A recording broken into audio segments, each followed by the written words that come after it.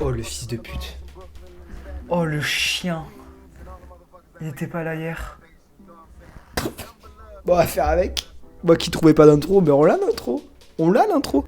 Bon, comment ça va la MIF? Aujourd'hui, on se retrouve pour une nouvelle vidéo histoire. Je sais que vous adorez que je vous raconte des histoires. Et aujourd'hui, je sais pas si on parle du plus gros mensonge qui a été dissimulé ou alors le plus gros coup de génie marketing proposé par une marque.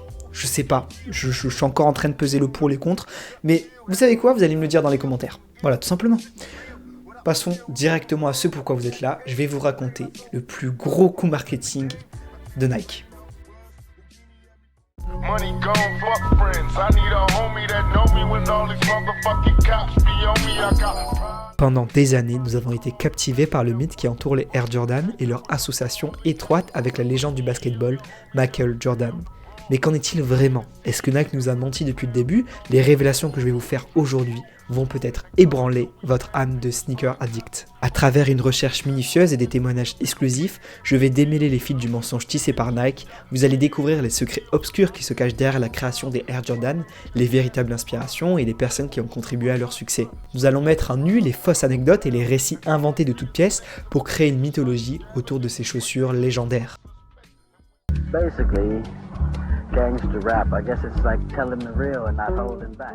Alors, j'aimerais bien commencer cette vidéo par une petite anecdote. Lors de son inscription à l'université de Caroline du Nord, Michael Jordan voulait signer chez Adidas. Voilà, c'était son objectif de vie, c'était signer chez Adidas et non chez Nike. Et je trouve ça marrant de vous le dire, voilà, tout simplement.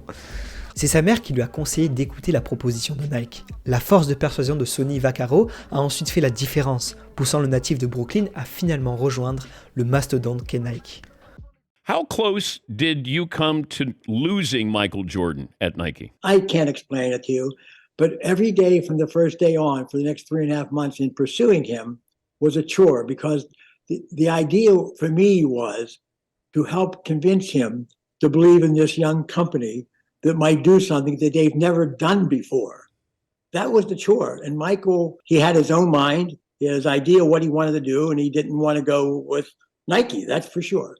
So an idea that was given to me, the opportunity by, Phil Knight and Rob Strasser and Peter Moore, especially Rob and Phil, they gave me the okay. I never thought in my wildest dreams that I would ever be involved on the professional side and recruiting a player that was going to be the signature of Nike forever. Notre histoire débute dans les années 1980, lorsque la société de vêtements de sport Nike était encore relativement nouvelle sur le marché de la chaussure de basketball. Ils cherchaient à s'imposer face à des marques établies et à trouver un ambassadeur qui incarnerait l'esprit de leur marque. C'est alors qu'ils ont jeté leur dévolu sur un jeune joueur talentueux de l'université de Caroline du Nord, Michael Jordan. Et c'est ainsi que commence la manipulation du géant américain sur son jeune rookie, parce que Nike a su habilement jouer sur le désir de Michael Jordan d'avoir sa propre paire. En effet, à la signature de contrat entre Nike et Jordan, il était stipulé par Michael Jordan que le géant américain se devait de créer pour l'occasion une paire iconique au nom du jeune rookie. À savoir qu'à l'époque, cette pratique, qui est désormais monnaie courante, était réservée à des sportifs de haut niveau ou encore à des tennisman. Mais le style de jeu du jeune rookie avait tapé dans l'œil de Nike. En effet, la façon de jouer de ce dernier matchait bien avec l'idée de la technologie que promouvait Nike avec sa gamme Air. Nike cédera et créera ainsi pour l'occasion une paire iconique au nom du jeune rookie. Du moins, c'est ce que le géant américain lui a fait croire. Qu'on se le dise, à cette époque, Michael Jordan n'avait encore rien fait dans sa carrière. Bien qu'il était destiné à un grand avenir, son statut à l'époque ne méritait pas la création d'une paire iconique selon Nike. En effet, Nike, lors de la construction du contrat, avait mis plusieurs clauses. Dès lors que ces clauses n'étaient pas respectées, la marque au swoosh pouvait à tout moment rompre le dit contrat. Alors, les clauses étaient telles que, par exemple, le jeune rookie ne performait pas, donc présentait une sous-performance.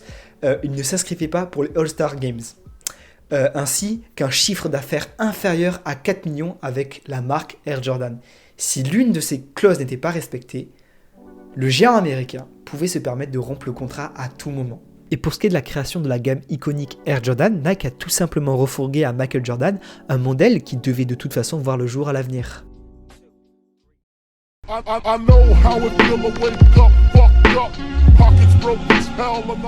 Ce n'est pas réellement avec l'indémodable Air Jordan 1 que Michael Jordan a foulé les terrains de la NBA pour la première fois. En effet, le légendaire numéro 23 a effectivement débuté sa carrière professionnelle sous les couleurs de Chicago Bulls avec des Nike Airship, un modèle désormais collector. This guy is tough. He's tough. Hey, he makes a little fake against Butch.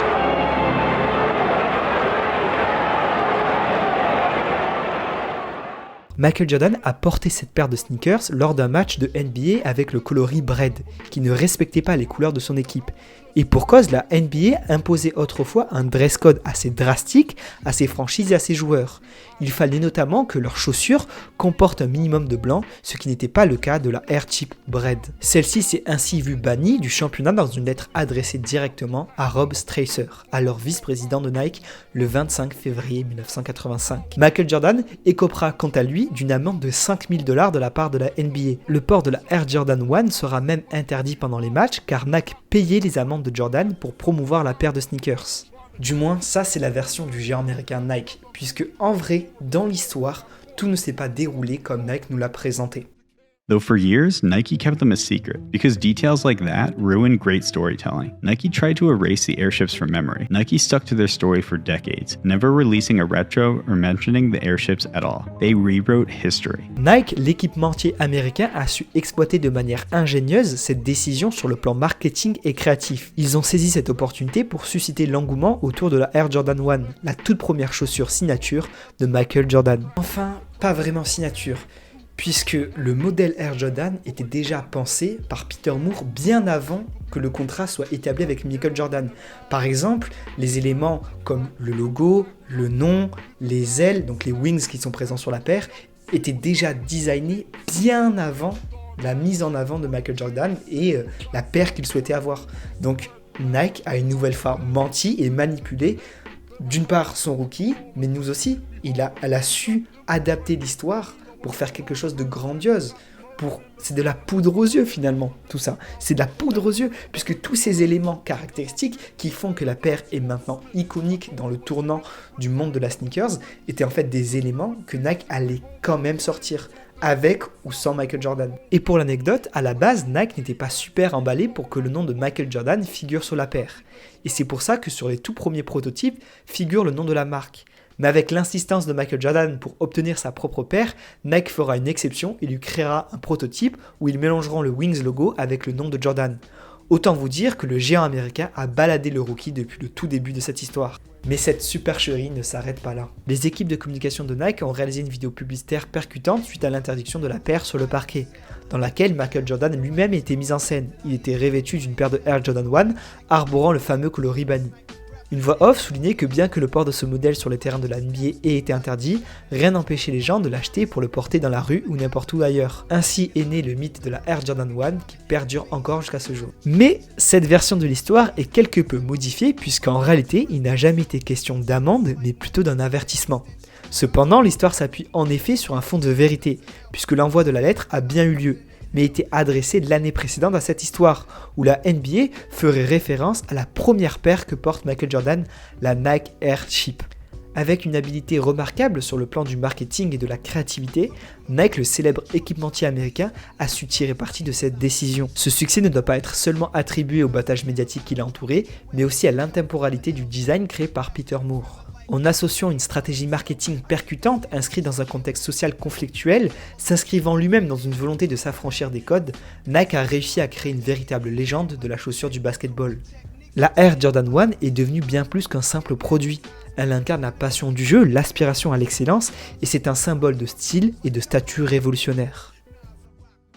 Et voilà, c'était tout pour moi, une petite histoire encore que j'adore vous raconter, j'adore m'informer, trouver ces histoires sur Reddit ou alors parce que je suis tout simplement fan de ce milieu de la sneakers et je trouvais que c'était marrant de vous la raconter et de voir comment Nike a su tirer parti d'une histoire aussi grotesque, j'ai envie de dire, pour faire quelque chose d'aussi grandiose, parce que maintenant, cette paire est iconique et elle a marqué un véritable tournant dans le monde du sneakers par le géant américain. Donc je trouvais ça vraiment amusant de vous raconter ça. J'espère que ce format histoire vous plaît toujours, et j'ai encore pas mal d'histoires à vous raconter, donc soyez présents. J'aimerais maintenant m'adresser aux gens qui sont encore là, donc n'hésitez pas à liker vraiment et à mettre un commentaire, ça m'aide énormément. Ça me donne de la motivation que je peux pas aller chercher tout seul et c'est un véritable plaisir de vous voir toujours autant soudé derrière moi et ça me donne vraiment envie de continuer, donc merci et au revoir la MIF. Je finirai sur un seul mot, épicé.